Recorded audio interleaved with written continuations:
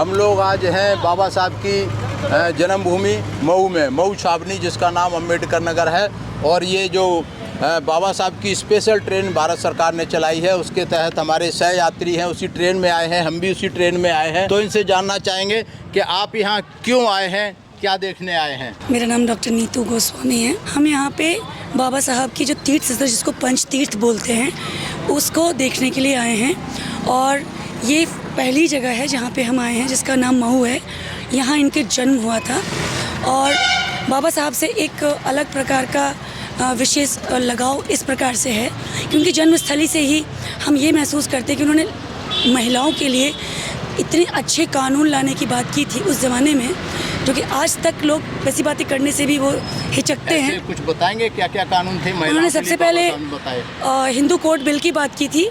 दूसरा, उन्होंने अपनी जो अपनी पोस्ट है उसको तक छोड़ दी थी कि महिलाओं के आरक्षण के लिए उन्होंने तब बात की थी। तो उसके लिए hats off to him. We are in with a high power level और हमने भी स्टार्ट ही की है। 8 दिन बाद we will get something very good and we will take forward to this ये टू हमारी अदर्स। 8 दिन की यात्रा है। 8 दिन में सारे प्लेसेस बाबा साहब से और बुद्ध भगवान से संबंधित सारे प्लेसेस दिखाए जाएंगे।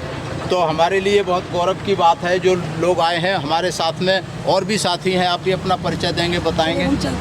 मेरा नाम डॉक्टर विजय पाल है। मैं गुड़गांव से आया हूं और बाबा साहब के से जुड़े हुए जो 5 तीर्थ स्थल है उनमें से एक है ये।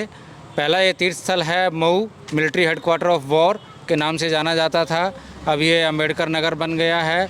दूसरा जो बाबा साहब से जुड़ा हुआ तीर्थ स्थल है वो संकल्प भूमि वडोदरा है, वहाँ पर भी हम जाते हैं। तीसरा जो बाबा साहब से जुड़ा हुआ जो स्थल है, तीसरा स्थल वो नागपुर है जहाँ बाबा साहब ने बौद्ध धम्म में दीक्षा ली थी, दीक्षा भूमि के नाम से जाना जाता है। और चौथा जो तीर्थ स्थल है वो दिल्ली का अम्बेडकर स्मारक है 26 अलीपुर रोड पर, वहाँ पर बाबा साहब के अनुयायी और हम लोग जाते हैं। और 5वां चैत्य भूमि जो दादर में है वहाँ पर जाते हैं। ये जो 5 तीर्थ स्थल है, बाबा साहब के सभी अनुयायी, बाबा साहब को मानने वाले इन तीर्थ स्थलों पर यात्रा करते हैं और बाबा साहब से प्रेरणा लेते हैं। और बाबा साहब ने जो देश के लिए, जो समाज के लिए, जो मानवता के लिए जो कल्याणकारी कार्य किए हैं वो वहाँ जाकर बाबा साहब के प्रति श्रद्धा सुमन अर्पित करते हैं, बाबा साहब से प्रेरणा लेते हैं और बाबा साहब के इस विचार को देश में, समाज में, पूरी दुनिया में फैलाने का प्रयास करते हैं। जय Bhim. I am very very happy today. I never thought that I am going to be here at his birthplace. One of the person who liberated almost entire downtrodden, untouchable, whatever you can say it. आप कहाँ से आए हैं sir, बताएं। I have come from California and आपके medium से हमको पता चला कि ये फंक्शन है and I am very pleased to travel with with you and all the members. And it's a great opportunity for me to learn the life of Baba Saheb and personally visit this place. And this was my dream that I need to come here and visit this place and pay my respect.